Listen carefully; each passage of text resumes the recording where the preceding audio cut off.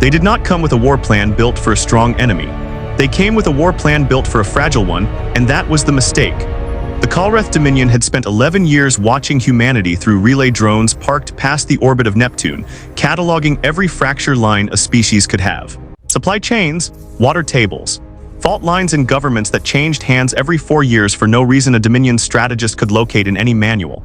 Their wargaming division produced 412 invasion scenarios, and in 390 of them, humanity collapsed within 6 weeks of first contact, because every model assumed a civilization meeting its first true crisis. The Dominion did not know humanity had already had its crisis. It ended 9 years before the drones arrived, and nobody had bothered to update the file. Their opening transmission arrived above the Sea of Japan, translated by a synthetic voice too smooth to be anything but rehearsed. This is a correction visit. Your species has been assessed as pre-collapse. We are here to accelerate the outcome and minimize resource loss. Attached to the message was a projected casualty curve, elegant as a stock chart, and a diplomat's face, calm, patient, the face of someone delivering bad news to a child. His name was Vale. He smiled through the entire broadcast. He said humanity's institutions showed textbook load failure, the same phrase, word for word, that Dominion analysts had used to describe 14 other civilizations before the correction visits began. He did not know it was the same phrase. He had never needed to know. No one had ever survived long enough to check his homework. Attached beneath the casualty curve was the formal instrument itself, translated in the flat, overpolite register of a species that had been drafting condescension for 3,000 years. This visitation confers no treaty status, no protection guarantees, and no right of appeal under any framework your governments currently recognize. Compliance is assumed, not requested. Beneath that, in smaller text, a classification marking had been appended to the human species file. Pre-collapse, load-bearing institutions unstable, intervention recommended. The marking used the same disposal-grade color code the Dominion reserved for assets scheduled for correction rather than negotiation. An orange stripe rendered in the transmission's header for no reason except habit. The rooms that received the broadcast in Geneva in Brasilia, in a converted rail depot outside Lagos that had become a coordination hub nobody had ever officially named, went silent in almost the same way in each location, which was its own kind of data point. Not panic, something closer to recognition, the particular quiet of people being told again by someone who had not done the reading that they were about to fall apart. Dr. Sana Drell had spent 6 years running post-collapse resilience studies that nobody outside 3 government basements had read. On a species she was not permitted to name, using data nobody would explain the origin of. When she was assigned to the Dominion response team, she read Vale's casualty curve once, then set it down on the table with the same care she'd have used for a document she already knew was wrong. They built this model on a species that never got sick before, she said. We already had the flu. Nobody in the room understood the sentence yet. She did not explain further. That was the point. Drell had run the same argument for 6 years to rooms that treated it as a curiosity rather than a warning. That a species which had already been broken once, quietly, without outside witnesses, would not break the same way twice. She had been correct about the blackout 18 months before it happened. She had been correct about the manufacturing bottleneck during the embargo 3 weeks before it became front-page material. Nobody had thanked her either time because being right early looks identical to being paranoid right up until it stops. She did not sleep the night the Dominion fleet was confirmed inbound, not from fear. She spent it rereading 9-year-old field reports from a collapse most of the room had been trained to describe in careful, sanitized language, the kind of language that made a famine sound like a supply chain event. She had lost people in that decade the Dominion's file did not mention at all. And she carried the weight of that the way Okonkwo, Halden, and Reyes each carried their own privately without turning it into a speech. It was not a story she told the room. It was simply why she did not blink at the casualty curve. Drell's team was small on purpose, 3 specialists who had each spent the last decade being professionally ignored for studying the wrong emergency at the wrong time. Dr. Femi Okonkwo, no relation to the economist of the same surname, a coincidence he had stopped correcting people about around year 4, had modeled agricultural collapse patterns during the southern drought years, and been told by 2 separate department heads that the drought was a one-time event, not worth building permanent models around. He had built them anyway. Colonel-rank engineer Iris Halden, an engineer who outranked most of the officers in the building and never once used the rank in a sentence, had spent 4 years designing power grid failover systems for a blackout scenario her own ministry called statistically theoretical. The blackout had happened 18 months after she finished the design.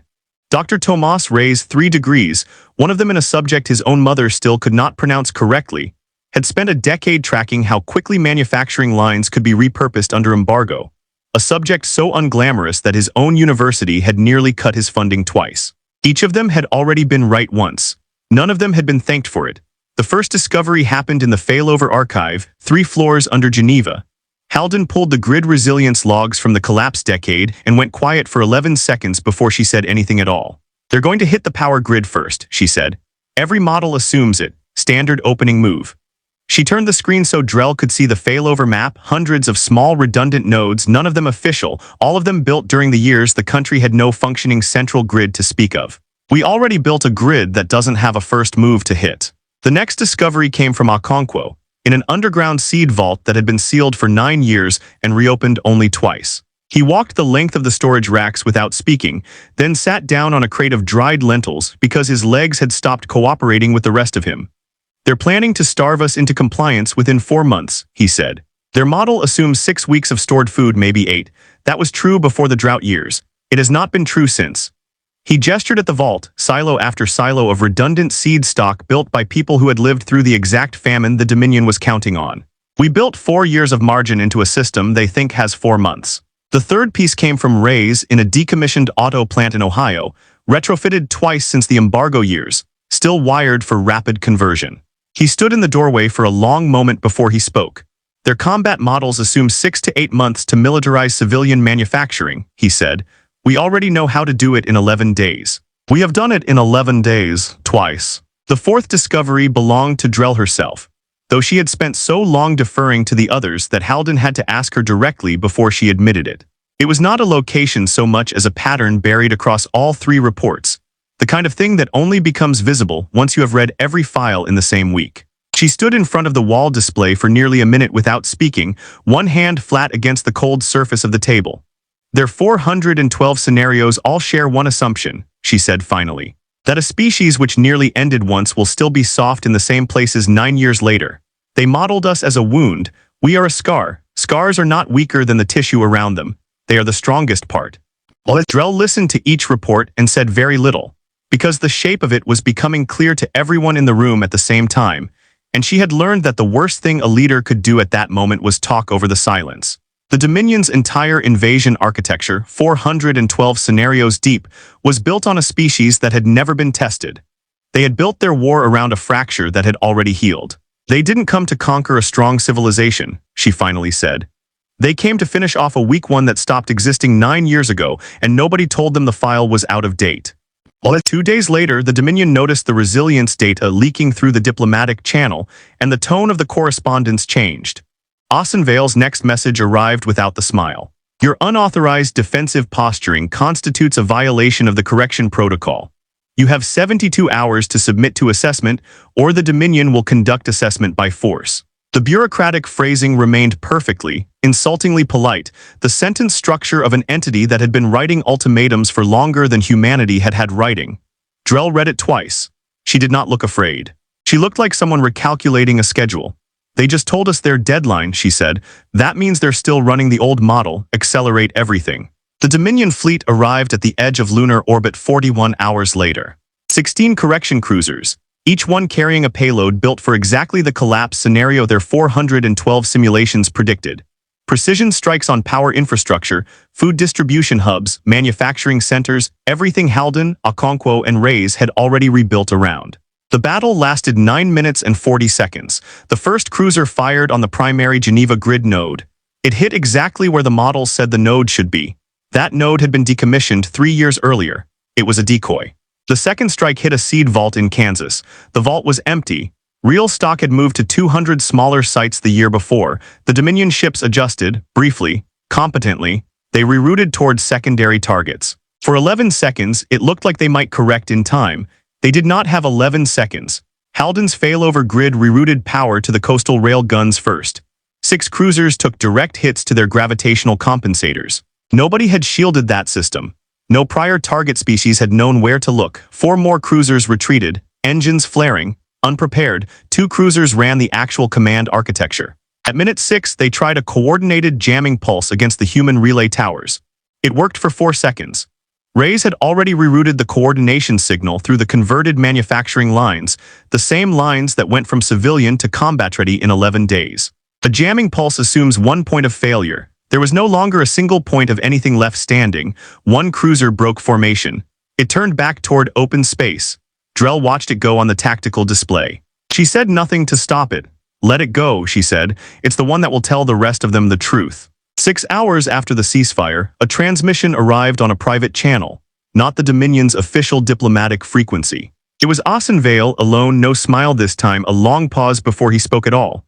"Your resilience metrics do not match any species we have assessed," he said. "We assumed collapse. You had already collapsed, recovered, and rebuilt before we arrived.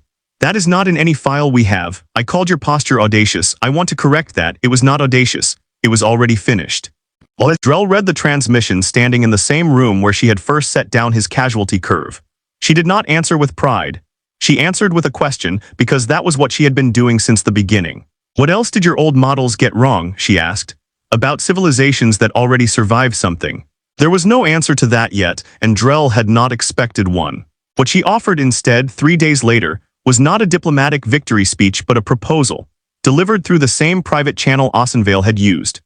Partial access to the failover and conversion architecture, in exchange for the Dominion's full historical archive of the 390 collapse scenarios that had in fact succeeded elsewhere. Not as payment, as a trade. Humanity had already proven it could rebuild itself once unwitnessed, unaided. What it did not have was a record of every way a species like theirs might fail the second time, and the Dominion, whether it intended to or not, was sitting on the largest such record in the sector. "We are not asking for protection," she told the response committee that evening, in a tone flat enough that nobody in the room mistook it for triumph. "We are asking for the file. We already know how to survive without being warned first. Imagine what we do with warnings." 3 floors down, Halden was mapping the retreating cruiser's flight path for the next resilience study before the ink on the ceasefire had finished drying. Okonkwo was recounting seed stock nobody had asked him to recount, because a war that lasted 9 minutes and 40 seconds was not, in his professional opinion, sufficient evidence that a food crisis would not follow it anyway. Reyes was already sketching a conversion timeline for whatever came next, in case 11 days needed to become 9 or 6 or none at all. Drell did not attend the ceremony held 2 days later. She was in the archive, filing the Dominion's 412 outdated scenarios next to the true one, the one nobody had written down until now. A species that had already survived its ending and had simply never told anyone watching from far enough away to matter. The file was still open when the next transmission came in from somewhere further out, a different signature, a different diplomatic register, already asking questions the Dominion's file had not thought to ask. She had already survived worse.